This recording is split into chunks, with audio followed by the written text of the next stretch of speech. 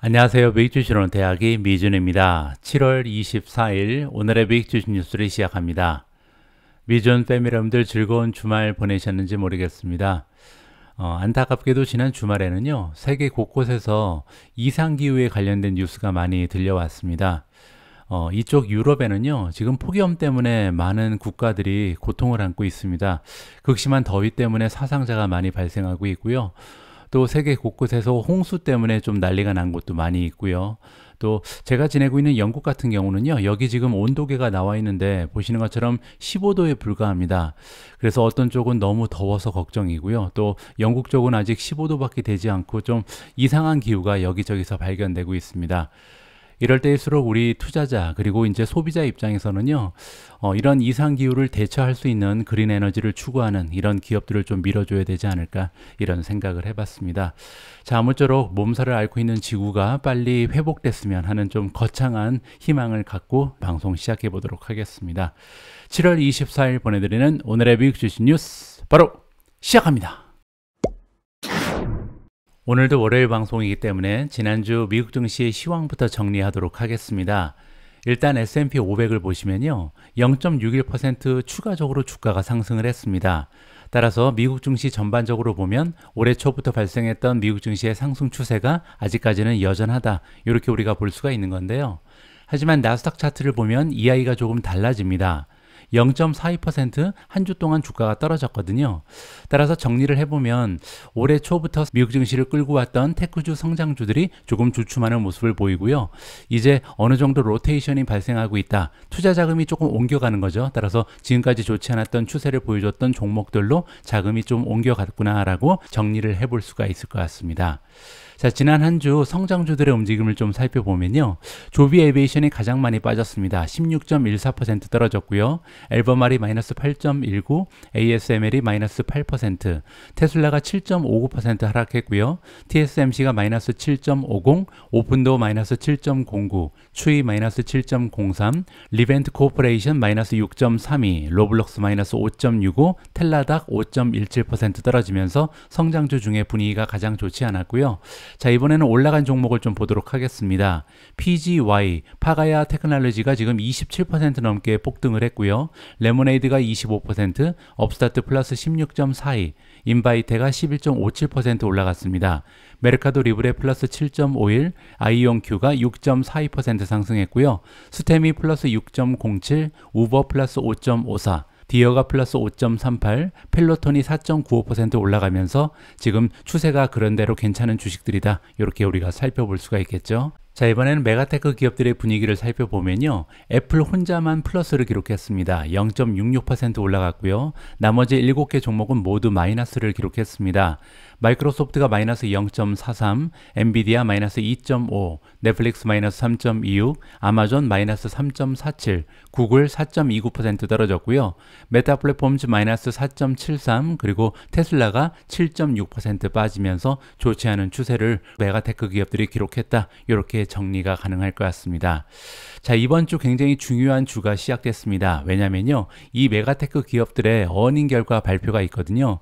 자, 그래서 오늘 첫 번째로 어닝 캘린더를 좀 보여드릴 텐데요. 자, 일단 월요일 24일부터 살펴보면요, 여기 보시는 것처럼 케이던스 디자인이 어닝을 발표하고요. NXP 세미컨덕터, 포스코 홀딩스, 보다폰, 뭐 이런 종목들이 지금 어닝을 준비하고 있습니다.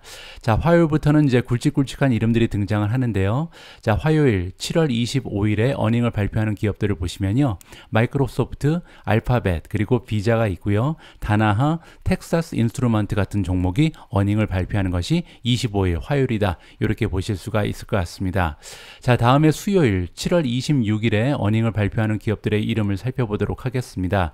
메타 플랫폼즈, 코카콜라, 그리고 유니언 패시픽 코퍼레이션, 보잉, 서비스나우, 리오틴도, 그리고 AT&T 같은 종목들이 이제 어닝을 26 26일 날 발표한다. 이렇게 보시면 되고요. 27일까지만 좀 보도록 하겠습니다. 목요일이고요. 자, 목요일 같은 경우는 마스터카드, 에브비, 맥도날드, 쉘, 그리고 밑에 보시면 T모바일, 인텔 코퍼레이션 이런 종목들이 어닝을 준비하고 있다. 따라서 이번 주에 한풀 꺾인 테크 주식들의 추세가 그냥 이대로 쭉 나갈 건지 아니면 다시 한번 힘을 낼 수 있을런지 어닝 결과에 그 추세가 달려 있다. 이렇게 우리가 예상해 볼 수가 있을 것 같습니다. 이번 주에는 강력한 캐탈리스트 하나가 더 남아 있는데요. 바로 연준의 FOMC 미팅입니다. 자, 이번 FOMC 미팅은 화요일, 수요일 양일에 걸쳐서 개최가 되고요. 자, 두 번째 미팅이 마무리가 되고 26일 날 수요일 날 드디어 연준에서 추가적인 금리 상승에 대한 정책을 발표하게 됩니다. 자, 지금 시장의 전망을 보시면요. 0.2%만 지금 현재 수준이 유지될 것이다. 이렇게 예상되고요. 99.8%의 확률을 가지고 아니다. 연준에서는 이번에 0.2%포인트 추가적으로 금리를 상승시킬 것이다. 이러한 전망이 지배적입니다. 자, 굉장히 재미있는 부분이요. 불과 한 달 전만 해도 이 수치가 71.9%에 불과했거든요. 따라서 그때만 해도 이제 금리 동결에 대한 기대가 좀 있었던 거죠. 28.1%의 확률을 가지고 금리가 동결된 것을 생각하고 있었는데요. 이제는 생각이 많이 바뀌어진 거죠. 스토리가 많이 변하면서 아니다. 한 번 더 올라갈 가능성은 거의 100%다. 이렇게 지금 시장에서 예상을 하고 있습니다. 따라서 이번에 연준 의장만 조금 긍정적인 얘기를 해준다면 주가가 심하게 흔들릴 가능성은 없다. 왜냐하면 추가적으로 이제 금리가 올라간다는 것은 거의 모든 사람이 예상하고 있잖아요. 따라서 금리 상승으로 인해서 분위기가 이렇게 좌지우지되지는 않을 것 같습니다. 다만 중요한 것은 연준 의장이 어느 정도 긍정적인 메시지를 전해두는가, 이 부분이 중요하다라고 생각을 합니다. 오늘 방송 초반에 제가 투자 자금의 로테이션이 시작되는 것 같다, 이런 말씀을 잠깐 드렸는데요. 제가 여기 관련해서 뱅크 오브 아메리카가 비슷한 이야기를 하고 있어서요. 그들의 이야기에 좀 귀를 기울여 볼까 합니다. 기사의 제목을 보시면요. 뱅크 오브 아메리카가 얘기하기를 최근까지는 이제 빅테크 위주로 시장의 랠리가 지속됐잖아요. 자, 그런데 이런 추세가 이제 꺾이고 브로든드 아웃돼 있다. 그 얘기는 이제 S&P 500에 속해 있는 500대 기업이요. 고루고루 올라가는 추세를 보여준다. 따라서 스프레드가 이제 넓어졌다. 이러한 얘기를 하고 있습니다. 자, 어떤 얘기인지 한번 자세히 들어보시죠. 자, 월가에서 미국 증시의 2023년 랠리 같은 경우는 그 연료가 어디에서 공급됐냐면요. 굉장히 네로우 그룹이니까 작은 넘버의 주식이라고 얘기합니다. 우리가 속히 메가테크 기업이라고 부르는 이런 주식 위주로 주가가 랠리를 보였다. 이렇게 우리가 정리를 해볼 수가 있겠죠. 자, 하지만 지금부터는요. 뱅크 오브 아메리카 생각할 때 그들의 에퀴티 그리고 퀀트 전략팀이 얘기하기를 이제 S&P 500의 움직임을 보면 점점 더 브로든 아웃되고 있다. 따라서 일부 종목만 상승하던 그런 추세가 마무리가 되고요. 이제 전반적으로 좀 투자 자금이 골고루 분산되고 있다. 이렇게 지금 이야기를 하고 있습니다. 자, YTD로 보시면 1월부터 지금 현재까지 보시면 S&P 500은 17.7% 주가가 상승을 했습니다. 자, 그런데 2023년에 이렇게 주가가 많이 올라갈 수 있었던 이유는요. 몇 개 종목이 굉장히 독보적인 모습을 보였기 때문이죠. 애플은 지금까지 54.2%, 마이크로소프트는 32.3% 올랐고요. 구글은 33.3%, 아마존이 51.4%. 자, 지금부터는 그 숫자가 굉장히 커지는데요. 엔비디아는 무려 217.9%, 메타 142.5%, 그리고 테슬라도 143.2%나 올라갔습니다. 따라서 S&P 500 전체적으로 보면 굉장히 좋은 추세를 보인 것처럼 나타나지만 결국 이러한 좋은 성적표는 메가테크 기업들이 주도를 했고요. 나머지 종목은 그렇게 많이 오르지 않았다. 이렇게 우리가 정리를 해볼 수가 있겠죠. 따라서 이들 메가테크 기업들의 멀티플을 살펴보면요. 지금 현재 거래는 EPS의 44배에 돼 있다. 여기 트레일링은 뭐냐면요. 과거 12개월을 얘기하는 겁니다. 따라서 이들 메가테크 기업들이 지난 1년 동안 만들어낸 EPS의 44배를 곱해야 지금 현재 시가총액이 나온다. 너무나 비싼 멀티플이 부여되고 있다. 이렇게 우리가 정리를 해볼 수가 있겠죠. 자, 반면 메가테크 기업을 제외하고 나머지 S&P 500에 들어가 있는 기업들을 보시면요. 현재 멀티플이 17배에 불과합니다. 따라서 조금 너무나 좀 차이가 벌어졌다. 이렇게 우리가 정리를 해볼 수가 있을 것 같고요. 자, 따라서 뱅크 오브 아메리카가 이야기하기를요. S&P 500이 지금 5월 달부터 브로든 아웃되고 있다. 따라서 이제 투자 자금이 점점 더 퍼져나가고 있다. 이렇게 얘기하는 거고요. 이러한 추세가 앞으로도 계속해서 가속화될 것으로 예상하고 있다. 이렇게 그들의 이야기를 해주고 있습니다. 있습니다. 따라서 우리 투자자 입장에서는요, 이러한 현상을 감안할 때 앞으로는 조금 밸런스드 어프로치 할 필요가 있다. 이 얘기는요, 일부 메가테크 기업에 집중 투자할 것이 아니라 여러 개의 종목으로 분산 투자하는 것이 더 현명하다. 이렇게 우리가 해석을 해볼 수가 있겠죠. 자, 그런 방법 하나가 있는데요. S&P 500 Equal Weight ETF가 소개되고 있습니다. 티커 네임은 RSP인데요. 자, 이 RSP라는 ETF는요, 스파이랑은 조금 다릅니다. 스파이도 그렇고 RSP도 그렇고 500대 기업이 모두 들어가 있는 것은 마찬가지인데요. 스파이 같은 경우는 500대 기업의 시가총액에 따라서 투자 비율을 다르게 조정을 하죠. 따라서 애플이라든지 마이크로소프트가 굉장히 많은 비중을 차지한다. 그리고 이제 메가테크 기업들이 굉장히 많은 포션을 차지하는 것이 바로 스파이고요. RSP는 그렇게 운영되지 않습니다. RSP 역시 스파이에 들어가는 500대 기업이 들어가 있는데요. 이 투자 비중을 균등하게 하는 거죠. 따라서 여기 equal weight이라고 써 있죠. 모든 종목에 동일한 투자 자금을 넣는다. 이렇게 이해하시면 되고요. 자, RSP 같은 경우는 지금 YTD로 9%만 주가가 올라간 상황이기 때문에 앞으로도 조금 더 달릴 수 있다. 이렇게 우리가 예상을 해볼 수가 있는 거죠. 자, 이번에는요, 그러면 RSP랑 스파이를 한번 비교를 해보도록 하겠습니다. 자, 우리가 시킹알파의 compare SPY to RSP라고 이렇게 찍으면요, 바로 두 종목을 비교 분석할 수 있는 굉장히 재미있는 툴이 있거든요. 굉장히 편리하죠. 자, 들어가서 스파이랑 RSP를 분석을 해보면요, 여기 보시면 지금 1년 동안 주가의 수익률을 보시면 굉장히 많이 차이가 나죠. 자, 스파이 같은 경우는 13.4% 올라갔고요. RSP 같은 경우는 9.17% 올라가는데 그쳤습니다. 자, 이거를 YTD로 보면 그 갭이 더 커지거든요. 스파이는 무려 18.7%, 거의 19% 급등을 했고요.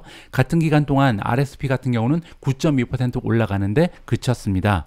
자, 지금 ETF 그레이드를 보시면 스파이가 조금 더 좋은 평가를 받고 있죠. 왜냐면 모멘텀이 굉장히 뛰어나잖아요. 자, 하지만 밑으로 조금 더 내려와서 다른 걸 좀 보도록 하겠습니다. 여기 보시면요, 퍼포먼스가 찍혀 있는데 아까 YTD로는 스파이가 훨씬 더 좋은 성적표를 제출했다 그랬죠. 자, 그런데 최근에 한 달의 추세를 보시면요, 스파이는 3.96% 올라가는데 그쳤고 RSP는 오히려 5.1% 올라갔습니다.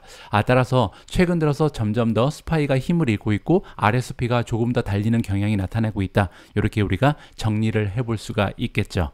자, 따라서 지금 현재 메가테크 기업들의 몰빵을 하고 계신 그런 투자자 입장에서는요, 앞으로 다가오는 미래에는 조금 이러한 추세가 감소될 가능성이 높다. 내가 투자하고 있는 메가테크 기업들의 추세가 조금 둔화될 수 있다. 이 점을 감안하시면 좋을 것 같습니다.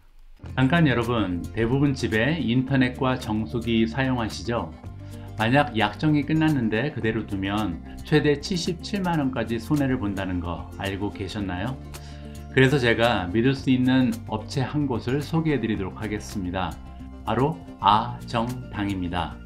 아정당은요, 매월 1만 명 이상 신규 가입하는 국내 가입자 수 독보적 1위, 인터넷 그리고 가전 렌탈 종합 대리점인데요. 인터넷 TV는 최대 47만원, 정수기는 최대 30만원의 지원금을 설치 당일에 받으실 수 있습니다. 쓰던 요금 그대로 새 제품으로 바꾸고요, 최대 77만원까지 챙길 수 있으니 놓치면 안 되겠죠. 알뜰폰도 약정 없이 쓰던 번호 그대로 개통 OK, 365일 쉬는 날 없이 밤 10시까지 상담 가능하니까요, 언제든 편안하게 전화해 보세요.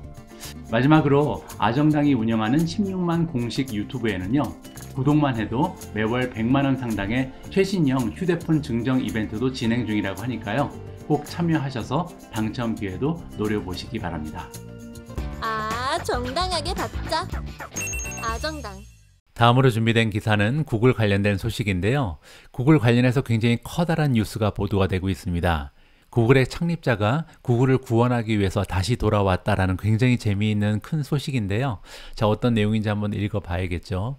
자, 구글이 라운딩업 한다, 소집한다는 얘기입니다. 자, 예전에 구글을 지켜왔던 수호자를 다시 소집하고 있다라는 굉장히 재미있는 표현인데요. 자, 여기 나와 있는 것처럼 지금 현재 응대를 하기 위해서 최근에 일들이 많이 있었다, 이러한 일들을 해결하기 위해서 등장했다, 이렇게 해석이 가능하고요. 자, 우리가 잘 알고 있는 것처럼 구글은 검색 시장을 거의 독점하고 있습니다. 자, 전 세계적으로 1,500억 달러 정도의 가치가 있는 엄청난 시장인데 여기를 거의 93% 이상 독점을 하고 있던 기업이 구글이거든요. 자, 그런데 최근에 이러한 위상에 위협을 느끼고 있다. 따라서 구글 입장에서는 굉장히 좀 적신호가 켜진 거죠. 자, 이러한 위기 상황을 극복하기 위해서 예전의 수호자가 다시 돌아온다, 이렇게 정리가 가능합니다. 자, 여기 프로젝트 이름이 하나 나옵니다. 제미니인데요. 제미니는 뭐냐면 차세대 라지 랭귀지 모델, 자연어 처리 모델 인공지능이라고 보시면 될 것 같습니다. 지금 현재 구글은 이미 바드를 가지고 있는데요. 바드를 넘어서는 엄청난 인공지능을 다시 한번 만들 것이다. 뭐 이러한 포부를 가지고 진행하는 프로젝트다. 이렇게 보시면 될 것 같고요. 자, 여기 관련해서 무슨 얘기가 들려오고 있냐면요. 자, 코-파운더가 나옵니다. 공동 창립자죠. 자, 구글은 많은 분들께서 이미 알고 계신 것처럼 레리 페이지 그리고 세르게이 브룬이라는 두 명이 창립을 했습니다. 사진을 잠깐 보여드리면요. 여기 왼쪽에 있는 사람이 이제 레리 페이지고요. 오른쪽에 있는 사람이 세르게이 브린입니다. 자, 그런데 이 두 명은요. 2019년 현역에서 물러났습니다. 그리고 나서는 구글에 잘 관여하지 않았다. 이렇게 지금 나와 있죠. 자, 그런데 최근 들어서요. 이들이 본사에 굉장히 자주 등장하고 있다라고 기사에서 알려주고 있습니다. 그 이유는 여기 나와 있는 것처럼 지금 구글이 가지고 있는 계획이 있는데 인공지능을 구글의 가장 중심 그리고 가장 앞에다 놓기 위해서 따라서 인공지능이 가장 중요하다. 지금 그렇게 지금 계획을 짜고 있는데 여기에 일조를 하기 위해서다. 이렇게 이해해 볼 수가 있겠죠. 특히 그 중에서 브린이라는 사람, 세르게이 브린 같은 경우는요. 일주일에 거의 3번에서 4번 정도 출근을 하고 있다고 합니다. 따라서 지금 여기 나와 있는 Next Generation Large Artificial Intelligence 이게 아까 제가 말씀드린 그 제민이라는 새로운 차세대 인공지능이다. 이렇게 보시면 되고요. 이거를 개발하는데 일조하기 위해서 세르게이 브린은 거의 매일 출근한다. 이렇게 보시면 되겠죠. 자, 또한 기사에서 보도해 주기를요. 이 세르게이 브린 같은 경우는 이 분야에서 인공지능의 최대 연구자를 모으기 위해서 그가 직접 나섰다라고 합니다. 따라서 지금 제갈공명을 모시기 위해서 유비가 나섰던 것처럼 세계 최고의 인공지능 전문가들을 모으기 위해서 많은 노력을 하고 있다. 이렇게 볼 수가 있겠죠. 자, 세르게이 브린 같은 경우는요. 알파벳의 지분을 아직까지도 엄청나게 많이 가지고 있는 것으로 나와 있습니다. 자, 여기 나와 있는 것처럼 페이지, 레리 페이지 이후에 두 번째로 가장 많은 지분을 가지고 있는 것이 브린이다. 이렇게 나와 있죠. 현재 보유하고 있는 지분의 가치는 900억 달러 정도가 되는 것 같습니다. 자, 이 부분 때문에 우리가 내부자가 주식을 많이 들고 있는 주식을 선호를 하죠. 그리고 또 이 상업자가 계속해서 이끌고 있는 이런 기업들을 선호하는 경향이 있잖아요. 바로 이것 때문이죠. 아무래도 창업자들은요, 자기가 만든 기업에 대한 애착이 굉장히 큽니다. 따라서 위기 상황이 다가왔을 때 직접 이렇게 열심히 발벗고 나설 가능성이 굉장히 높다. 이렇게 기대를 해볼 수가 있겠죠. 따라서 이번에 구글의 위기설이 슬슬 나오면서 드디어 창업자가 발벗고 나섰다. 따라서 조만간 굉장히 좀 많은 혁신이 일어날 가능성이 높다. 이렇게 우리가 주주 입장에서는 반갑게 해석을 해볼 수가 있을 것 같습니다. 바로 앞에 기사에서는 구글의 창립자가 구글을 지키기 위해서 돌아왔다라는 반가운 소식을 접해봤는데요. 자, 이번에도 구글 관련된 굉장히 커다란 호재 하나가 보여서요. 여러분들과 함께 공유를 해볼까 합니다. 자, 이번에는 구글 어시스턴트가 나옵니다. 구글 어시스턴트는요, 우리가 보통 인공지능 비서 아니면 보이스 비서라고 부르는 거죠. 자, 전 세계적으로 3개 정도가 가장 인기가 많습니다. 가장 인기가 많은 거는 이제 알렉사죠. 아마존의 알렉사, 두 번째로 구글의 어시스턴트, 그리고 이제 애플의 시리가 있는데요. 자, 이들 3개의 그 보이스 어시스턴트는요, 우리가 흔히 알고 있는 자연어 처리 모델은 아닙니다. 그 얘기는 뭐냐면 이미 세팅이 되어 있는 굉장히 기본적인 명령 아니면 이제 기능만 수행할 수 있다. 이렇게 우리가 이해를 하면 좋을 것 같은데요. 자, 그런데 이번 기사를 보시면 구글의 어시스턴트가 이제 첫 번째로 제너러티브 AI 피처를 가지게 된다. 그 얘기는요, 자연어 처리 모델의 기능도 수행할 수 있게 된다. 이렇게 우리가 긍정적으로 살펴볼 수가 있는 거고요. 자, 여기 나와 있는 것처럼 굉장히 긴 아티클을 서머라이즈 해준다. 요약 정리해준다. 뭐 이렇게 자연어 처리 모델의 기능이 탑재된다라고 우리가 긍정적으로 해석이 가능할 것 같습니다. 자, 자세한 내용을 보시면요. 최근에 이제 베타 버전이 발표가 됐다. 베타 버전은 시험 버전이죠. 자, 구글의 앱이 14.29 버전의 어시스턴트를 출시하고 있는데요. 자, 여기에 나타나는 내용에 따르면 보이스 어시스턴트가 드디어 첫 번째로 제너러티브 AI의 기능을 가지게 될 것이다 라고 보도 내용이 나와 있습니다. 자, 참고로 구글 어시스턴트 같은 경우는요, 이미 탑재하고 있는 기능이 있다. 어떤 기능을 이미 가지고 있냐면 웹페이지를 읽어줄 수 있는 기능, 그리고 무려 42개의 언어로 번역이 가능하다라고 나와 있습니다. 자, 그런데 여기에 추가적으로 자연어 처리 모델의 기능이 추가되면서요. 자, 구글의 어시스턴트가 이제는 어떤 기능을 수행할 수 있냐면 Hey Google, summarize this. 자, Hey Google은 뭐냐면요, 구글 인공지능을 부르는 명령어입니다. 그리고 나서 summarize this 그러면 이 웹페이지에 나와 있는 내용을 그냥 순식간에 정리를 해준다, 요약해준다. 이렇게 우리가 이해를 해볼 수가 있겠죠. 자, 또 한 가지의 방법은요, 이 summarize 버튼이 이제 나올 거라고 합니다. 따라서 지금은 이제 아직 존재하지 않는데 우리가 기사를 읽을 때 서머라이즈 버튼이 등장하게 된다. 물론 이제 우리가 헤이 구글이라고 불러야겠죠. 자, 그리고 또 한 가지 여기 나와 있는 것처럼 렌즈 기능 그리고 리드 기능 옵션도 등장을 할 것이다. 따라서 앞으로 이제 인터넷을 쭉 읽을 때요, 이 구글 브라우저를 사용하게 되면 옆에 이제 서머라이즈 버튼도 나오고 렌즈 버튼도 나오고 리드 버튼도 나와서 자유롭게 우리가 사용을 할 수 있게 된다. 이렇게 이해하시면 될 것 같습니다. 자, 여기 밑에 보시면요, 굉장히 중요한 내용이 하나 등장합니다. 자, 이번에 새롭게 출시하는 구글 어시스턴트의 자연어 처리 모델 기능을 사용하기 위해서는요, 여기 나와 있는 것처럼 구글 크롬을 이용을 해야만 이용이 가능하다라고 합니다.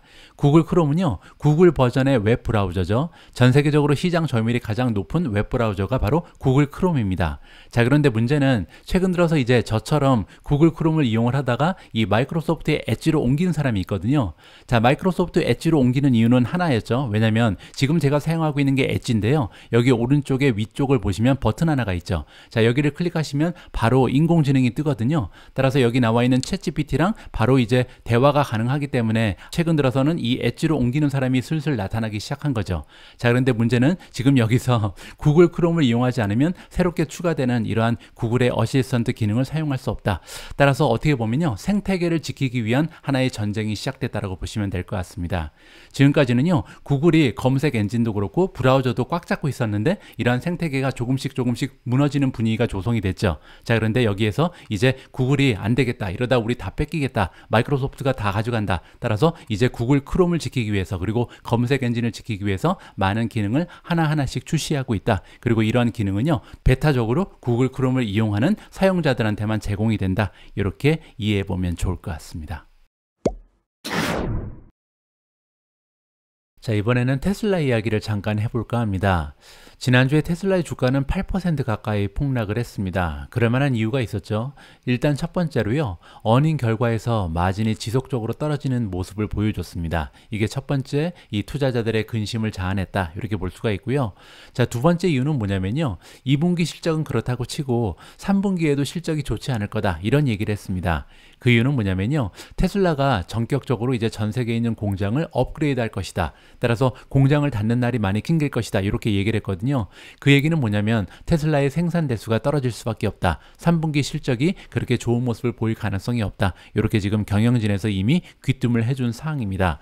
따라서 2분기에 대한 실적에서도 마진에 대한 걱정이 있었고요. 3분기 실적도 우리가 그렇게 좋은 기대를 하기는 어렵다. 따라서 주가가 떨어질 수 있는 굉장히 좋은 조건이 마련이 된 거죠. 자, 그래서 이번에는요, 자, 그러면 3분기의 실적이 이렇게 떨어질 이유에 대해서 조금 더 자세한 내용을 좀 읽어볼까 합니다. 자, 테슬라가 2023년 2분기 어닝콜에서 다음과 같은 얘기를 했다. 자, 팩토리 업그레이드, 기가 팩토리를 업그레이드 할 것이다. 그런데 3분기 한다고 발표를 한 거죠. 자, 따라서 잠재적으로요, 조금 생산 대수가 줄어들 가능성이 높다라는 이야기까지 해줬습니다. 자, 그 이유가 여기 설명되고 있는데요, 새롭고 그리고 또 리바이즈된, 개량된 버전의 모델 3를 만들 가능성이 높다. 자, 그 프로젝트 이름은 프로젝트 하일랜드라고 지금 나와 있죠. 자, 일론 머스크가 한 얘기를 직접 들어보도록 하겠습니다. 자, 우리는 계속해서 타겟으로 삼고 있다. 올해 한 해 동안 이제 딜리버리, 판매 대수를요, 180만 대를 찍을 수 있을 것이다. 아직도 우리의 목표는 유효하다라고 얘기했습니다. 따라서 3분기에 뭐 생산 대수가 줄어들긴 하지만 걱정하지 말라. 올해 한 해 동안 180만 대 판매하겠다. 이렇게 지금 귀뜸을 해준 거죠. 하지만 그럼에도 불구하고 3분기만 띄워서 보면요, 프로덕션이 조금 다운될 가능성이 높다. 그 얘기는 생산 대수가 줄어들 거라는 거죠. 자, 여기 나와 있는 것처럼 여름 기간 동안 공장이 문을 닫는 일이 많이 있을 것이다. 그리고 하나의 공장만 닫는 것이 아니고요, 굉장히 많은 공장들이 동시다발적으로 닫을 것이라고 나와 있습니다.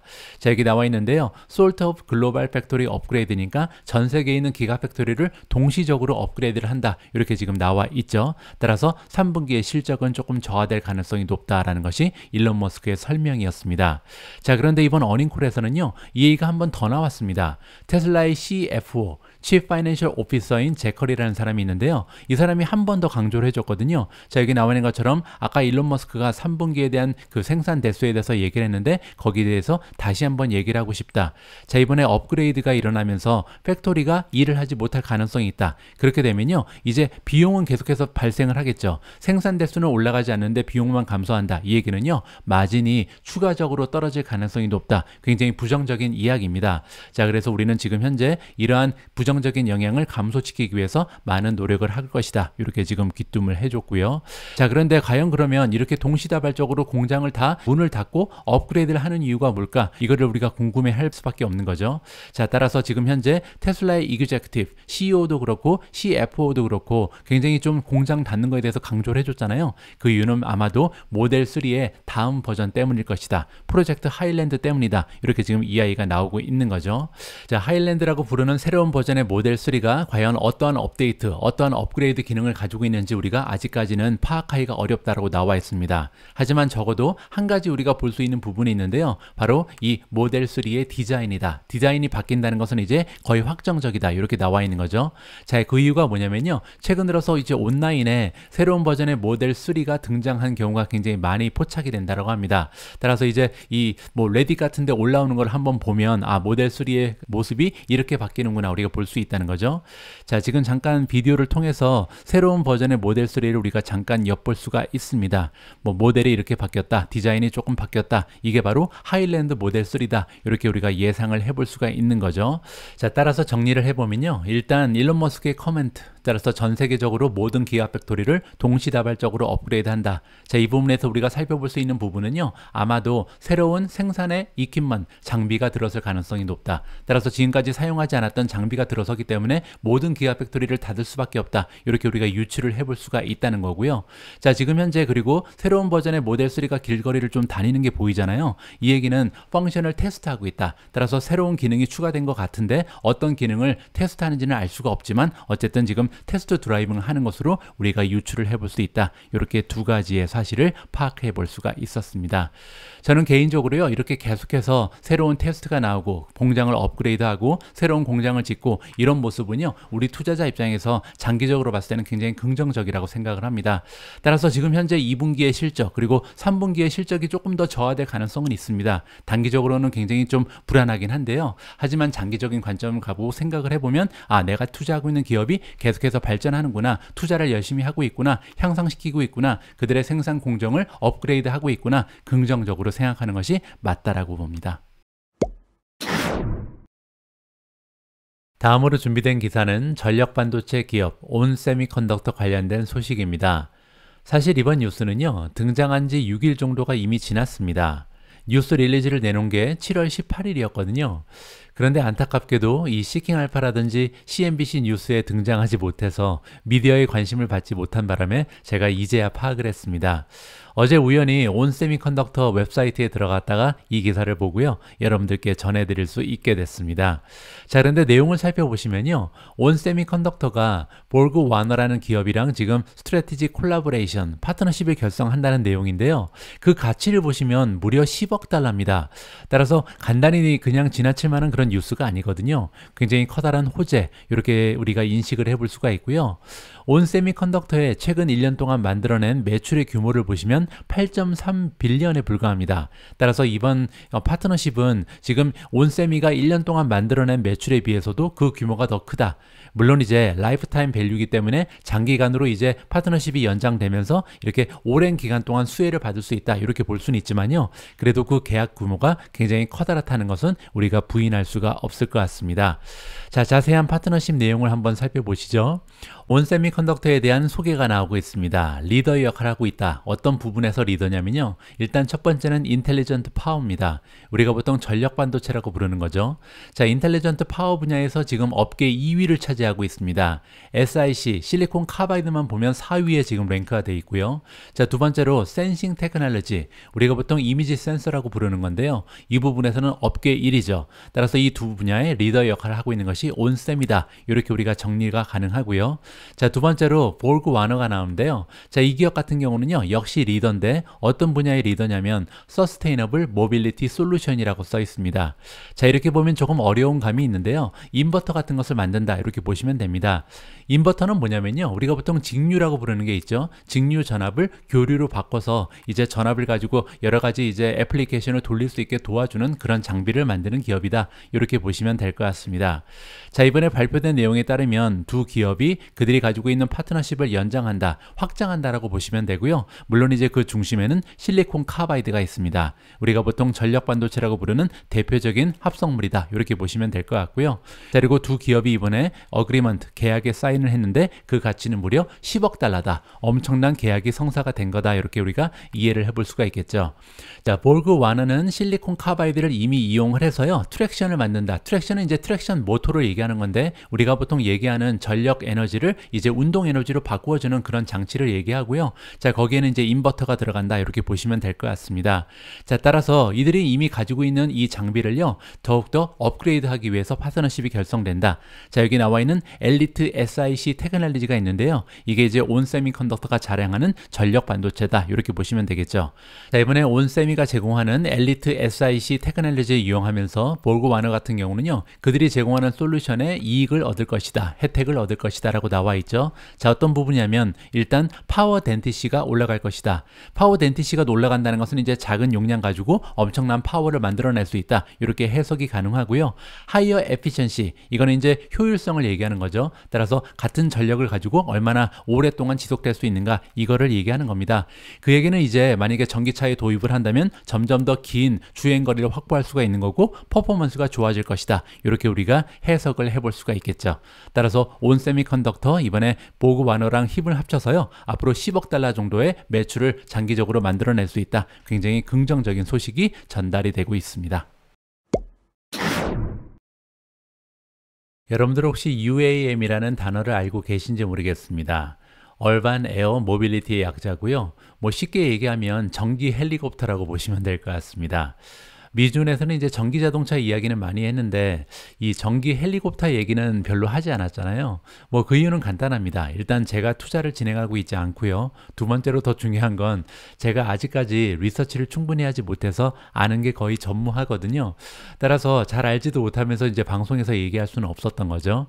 자, 그런데 아무래도 이 시대가 시대인 만큼 요즘은 또 조비 에이비에이션 같은 종목이 굉장히 좀 각광을 받고 있어서요, 우리 미준 채널에서도 조금씩 UAM 공부를 좀 해나가야겠다, 이렇게 생각을 하고 있습니다. 자, 그래서 그 첫 단추를 오늘 좀 끼워볼까 합니다. 간단히 그러면 전기 헬리콥터에 대해서 알아볼 수 있는 기사 하나를 좀 준비해 봤습니다. 자, 오피셜 레벨, 따라서 공식적으로 뭐라고 부르냐면요, 이런 그 비행 물체를 우리가 일렉트릭 버티컬 테이크오프 앤 랜딩 비클이라고 부릅니다. 따라서 수직으로 이렇게 올라갔다 내려갔다 착륙도 하고 이륙도 할 수 있는 그런 에어크래프트다, 이렇게 보시면 되겠죠. 줄여서 eVTOL, 이렇게 eVTOL로 부른다, 이렇게 이해가 가능하고요.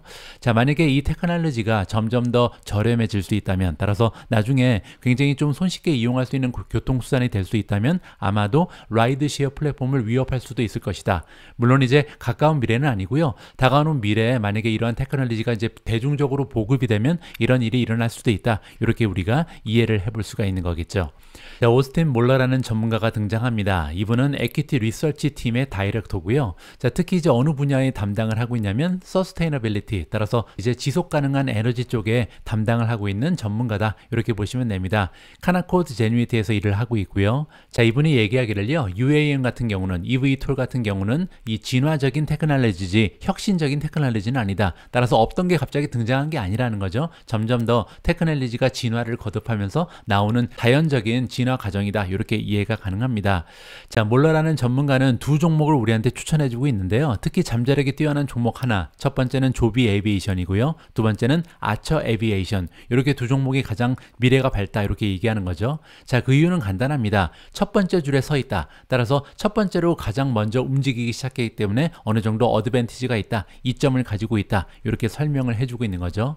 자, 이 두 종목은 모두 올해 들어서 주가가 2배 이상 급상승을 했습니다. 하지만 지금 월가의 전망을 살펴보면요, 앞으로 다가오는 미래에 대한 전망은 약간 엇갈린다, 이렇게 지금 나와 있거든요. 자, 그 얘기가 뭐냐면 평균적인 애널리스트들의 전망을 보면요, 아처 같은 경우는 계속해서 올라갈 것으로 생각한다. 자, 왜냐면 지금 목표 주가의 평균치를 보시면요, 현재 주가에서도 90% 정도 추가적인 상승을 예상할 수가 있거든요. 자, 그런데 조비에이션 같은 경우는 그렇지 않다는 거죠. 지금 현재부터 한 3% 정도의 추가 여력이 남아있을 뿐이다. 따라서 지금까지는 두 종목 모두 사이좋게 주가 상승을 도모했지만 앞으로는 아처 에비에이션이 조금 더 좋을 것이다. 이렇게 지금 월가의 전문가들은 전망한다. 이렇게 볼 수가 있겠죠. 자, 조비 같은 경우는 훨씬 더 커다란 비즈니스를 가지고 있다. 시가총액을 비교해 보면요, 현재 조비 에비에이션은 5.5 빌리언에 이르고요, 현재 아처 에비에이션 같은 경우는 1.1 빌리언에 불과하다. 따라서 규모는 5분의 1밖에 되지 않는다. 이렇게 우리가 볼 수가 있는 거겠죠. 두 종목 모두 이미 테스트 플라이트, 테스트 비행을 시작하긴 했습니다. 그러면서 지금 바라는 바가 있다면 하루빨리 Federal Aviation Administration, 우리가 줄여서 FAA라고 부르는 규제기관이죠. 여기에서 승인을 받을 수 있을 날을 기다리고 있다. 이렇게 나와 있는데요. 이 승인 과정이 사실상 가장 중요하고 어려운 그런 단계다라고 보는 거죠. 따라서 관계 당국의 승인을 받는 것이 가장 걸림돌이다. 지금 투자자 입장에서도 가장 중요한 문제다. 이렇게 이해를 해볼 수가 있고요. 따라서 이 규제기관 FAA의 역할이 굉장히 중요한데요. 자, 그들이 지난주에 계획을 하나 발표했다고 합니다. 다가오는 근시일에 에어 모빌리티 오퍼레이션을 계속해서 진전시키고 싶어 한다. 따라서 관계 당국도요, 이렇게 철저하게 배제하는 것이 아니라 계속해서 좀 부흥시키기 위해서, 발전시키기 위해서 노력을 한다. 이렇게 이해해 볼 수가 있고요. 하지만 시간을 보시면 굉장히 좀 먼 미래입니다. 2028년 정도가 되면 아마도 적어도 한 개의 사이트에서는, 한 지역에서는 스케일이 발생할 수 있다. 대량으로 이제 생산하고 이제 운행되는 그런 형태가 2028년까지는 나타나지 않을까, 이러한 전망을 FAA가 안겨주고 있습니다. 하지만 몰로라는 전문가가 얘기하기로는요, FAA 승인이 먼 이야기가 아니다. 다가오는 1년 아니면 2년 안에 획득할 수 있는 가능성이 있다. 이렇게 지금 긍정적인 전망을 안겨주고 있습니다. 따라서 우리가 보통 에어택시 뭐 이러면 한 10년 정도 걸릴 것으로 예상을 하는데요. 그렇게까지 오래 기다릴 필요가 없다는 거죠. 만약에 이 말이 정말로 현실이 되면 우리가 투자의 생각을 좀 지금부터는 해볼 필요가 있다. 이렇게 가능성을 열어볼 필요가 있다는 거죠. 자, 그리고 만약에 정말로 이렇게 FAA 승인이 떨어지고 본격적으로 이 전기로 가는 헬리콥터가 움직일 수 있는 그런 시대가 온다면요, 매니팩처링이 굉장히 중요하죠. 왜냐하면 대량 생산을 해야 되잖아요. 따라서 지금 UAM을 만드는 기업 입장에서는요, 파트너십이 굉장히 중요하다라고 얘기합니다. 전통적인 자동차 기업과 손을 합쳐야 대량 생산이 가능하다라고 얘기하고 있는 거고요. 따라서 조비 같은 경우는 토요타랑 지금 파트너십을 결성해 놨고요. 아처 같은 경우는 스텔란티스랑 이미 파트너십이 결성돼 있다. 따라서 준비는 완료됐다. 이렇게 알려주고 있는 것이죠. 자, 그리고 또 한 가지 중요한 점은 뭐냐면요, 조비 같은 경우는 이미 딜리버리를 할 계획을 가지고 있다. 2024년 초부터는요, 에어포스, 미국의 공군에게 지금 납품이 예정돼 있다라고 구체적인 계획을 발표해주고 있습니다. 따라서 투자자 입장에서는요, 지금부터 조금씩 관심을 가질 만하다. 이렇게 정리해드리겠습니다. 자, 그래서 카나코드 제뉴이티에서는 eVTOL 스톡을 5개를 추천을 해줬는데요. 여기 5개의 이름이 나와 있습니다. 티커네임이고 주식의 이름이고요. 자, 여기 보시면 YTD 수익률이 쭉 나와 있죠. 보신 것처럼 두 종목이 가장 좋았죠. 조비에이션이 149%, 아처 에비에이션이 142% 올라갔고요. 현재 애널리스트들의 평균 레이팅을 보시면 조비에이비에이션은 홀드, 아처는 바이를 받고 있고요. 나머지 종목은 모두 홀드입니다. 네 번째 남아있는 이브 같은 경우는 아직까지 커버를 하는 애널리스트가 없는 것으로 나와 있고요. 자, 다가오는 1년 동안 타겟 주가를 보시면요, 조비에이비에이션은 2.8%, 그리고 아처 에비에이션은 92% 상승 여력이 남아 있고요. 자, 세 번째 남아있는 릴리언 같은 경우는 119%, 그리고 마지막에 나와 있는 EVTL 같은 경우는요, 무려 9,400% 정도 추가적으로 주가가 올라갈 수 있을 거라고 전망이 나와 있습니다. 이 부분은 이제 제 생각에는 한 사람이 지금 커버를 하고 있지 않아, 이렇게 생각을 하고 있고요. 자, 제가 시킹알파에 들어가서요, 이 다섯 종목의 간단한 분석을 좀 보여드릴 텐데요. 일단 첫 번째로 평가를 보시면 현재 퀀트 레이팅을 보시면요, 마지막에 EVTL이 스트롱 셀을 받고 있습니다. 따라서 굉장히 좀 위험한 종목이겠구나, 이렇게 예상을 해볼 수가 있고요. 자, 그리고 시킹알파에 연계되어 있는 주식 전문 블로거들이 보기에도 EVTL은 매도하는 게 낫다, 이러한 전망이 나와 있는 거고요. 반면 조비 에비에이션 그리고 아처 에비에이션 같은 경우는요, 매수의 의견을 획득했습니다. 자, 그리고 월가의 전문가들이 보는 줌수는 유일하게 아처 에비에이션 혼자 매수의 의견을 획득했다. 나머지는 모두 홀드에 머물러 있는 상황이고요. 자, 밑으로 내려가서 제가 한 가지를 더 보여드리고 싶은데요. 자, 무슨 부분이냐면 바로 발란시트입니다. 자, 여기 보시면요, 현재 각 기업이 보유하고 있는 캐시, 현금의 량이 나오고요. 그 밑에 보시면 토탈 뎃, 얼마나 돈을 많이 빌렸는지가 나와 있습니다. 자, 그러면 지금 현금이 이 부채에 비해서 훨씬 더 많다면 굉장히 안전한 상황이죠. 여기 나와 있는 기업들은요, 아직까지도 매출을 만들지 못하고 있습니다. 따라서 다가오는 미래에 견딜 수 있는 힘이 있어야 되고요. 그 얘기는 두둑한 현금을 들고 있을수록 더 유리하다. 이렇게 우리가 평가를 해볼 수가 있거든요. 자, 그런데 문제 하나가 발견이 됩니다. 여기 보시면요, EVTR 같은 경우는 현재 보유하고 있는 현금은 76밀리언에 불과합니다. 자, 그런데 부채가 무려 143밀리언이거든요. 따라서 굉장히 위험한 수준이다. 이렇게 살펴볼 수가 있는 거고요. 반면 이브 같은 경우는 부채가 하나도 없다. 따라서 자기 돈만 가지고 있다. 이렇게 볼 수가 있겠죠. 자, 여기 보시면 토탈 데투 에퀴티가 있습니다. 에퀴티는 자기 자본이죠. 내가 가지고 있는 돈에 비해서 부채의 비율이 어떻게 되는가? 굉장히 낮습니다. 조비 에이비에이션 2%, 아처 에이비에이션 4%. 자, 그리고 릴리언 같은 경우는 5.3%, 굉장히 건강한 수치고요. EV 같은 경우는 아예 부채가 없고요. 하지만 맨 마지막에 나와 있는 EVTR 같은 경우는 지금 현재 자기 자본이 100만 원이면 빌린 돈이 1,600만 원이다. 따라서 굉장히 위험하다. 이렇게 우리가 평가를 해볼 수가 있을 것 같습니다. 7월 24일 보내드린 오늘의 미국 주식 뉴스는 여기까지입니다. 오늘 시작되는 여러분들의 한 주 생산적이고 긍정적인 그런 시간으로 갖고 나가시기 바랍니다. 저는 내일 여러분들 투자 활동에 도움될 수 있는 다양한 정보 취합해서 다시 인사드리겠습니다. 우리 모두가 미국 주식 투자로 은퇴하는 그날까지 다 함께 화이팅입니다. 행복한 하루 되세요. 감사합니다.